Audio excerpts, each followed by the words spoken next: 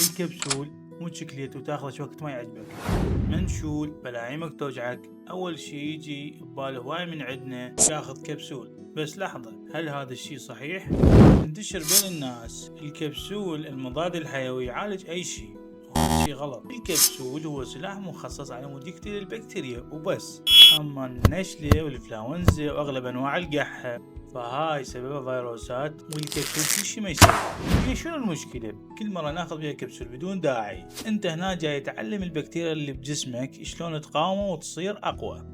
بمرور الوقت هاي البكتيريا راح تصير خارقة سوبر، بحيث الدواء بعد ما يقدر عليها. وهاي مشكلة عالمية كلش خطيرة اسمها مقاومة المضادات الحيوية. الحل بسيط ومسؤوليتنا كلنا، لا تاخذ كبسول الا بوصفة الطبيب ورا ما يشخص حالتك. بس الطبيب يقدر يحدد نوع الالتهاب.